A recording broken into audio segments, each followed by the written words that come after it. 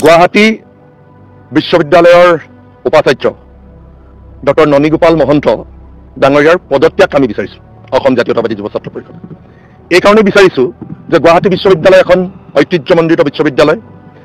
এই বিশ্ববিদ্যালয়ত আমি সকলোৱে জানো কৃষ্ণকান্ত সন্দিকৈ, ডক্টৰ সূৰ্যকুমাৰ ভূঞাৰ দৰে ব্যক্তিয়ে উপাচাৰ্যৰ আসন অলংকৃত কৰি গৈছে। গুৱাহাটী বিশ্ববিদ্যালয় উত্তৰ পূৰ্বাঞ্চলৰ ভিতৰতে এখন মহিমামণ্ডিত বিশ্ববিদ্যালয়। এই বিশ্ববিদ্যালয়ৰ লগত অসমৰ মানুহৰ, উত্তৰ পূৰ্বাঞ্চলৰ মানুহৰ ইমোশ্যন জড়িত হৈ আছে, আৱেগ জড়িত হৈ আছে।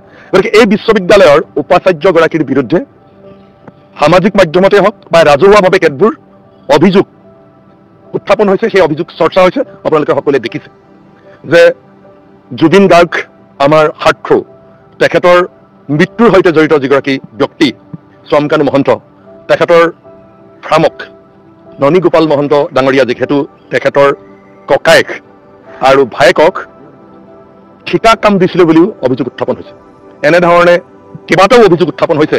গতিকে এই অভিযোগে বিশ্ববিদ্যালয়খনৰ বিদ্যাতনিক যিটো দিশ, সেই দিশটোতো ক'ৰবাত নহয় ক'ৰবাত ক্ষতি কৰিব। সেয়েহে আমি ডক্টৰ ননীগোপাল মহন্ত ডাঙৰীয়াৰ পদত্যাগ বিচাৰিছোঁ আৰু আমি কৈছোঁ যে এইটো এটা এনকুৱাৰী হ'ব লাগে। এনকুৱাৰী নোহোৱা পৰ্যন্ত আপুনি পদত্যাগ কৰক।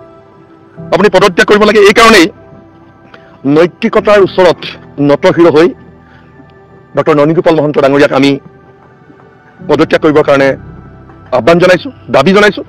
আৰু এই যিখন পত্ৰ, সেই পত্ৰখন দিবলৈকে আমি আজি এই বিশ্ববিদ্যালয়লৈ আহিছিলোঁ। ডক্টৰ ননীগোপাল মহন্ত আৰু কেইবাগৰাকীও আমাৰ ৰেজিষ্ট্ৰাৰকে আদি কৰি কেইবাগৰাকীও ব্যক্তি আমাৰ লগত আছিল।